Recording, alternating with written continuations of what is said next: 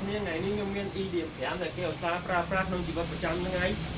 ដែលយើងអាចយកមកអនុវត្តទាំងអស់គ្នា idiom ទី1គឺ flying off the handle it means to get angry and lose control បានន័យថានៅសពស្រាប់តែយើងផ្ទុះកំហឹងភ្លាមផ្ទុះអត់ជាប់ដូចមានតែគេថាឲ្យយើងផ្ទុះកំហឹងភ្លាមហ្មង idiom ទី2គឺ help someone back it means to support or protect someone especially in difficult situation បានន័យថាចាំជួយចាំលើកទឹកចិត្តចាំការពារណាម្នាក់ដោយពុកម្ដាយតែងតែ support កូនហ្នឹងណា idiom ទី3 that's the point it means to say the most important part directly without wasting time បានន័យថាយើងឆាប់យល់ការយើងយល់ឆាប់យល់ពីអត្ថន័យដែលគេនិយាយប្រាប់មកកាន់យើងអញ្ចឹងណា idiom ទី4 hit it off it means to quickly become a good friend or have a great connection with someone when you were meet បានន័យថាយើងក៏ដែលស្គាល់គ្នាពីមុនមកតែមនុស្សពីរនាក់ដូចមាននិស្ស័យមួយគ្នាមកបានន័យថាត្រូវមាត់ត្រូវកឲ្យគ្នា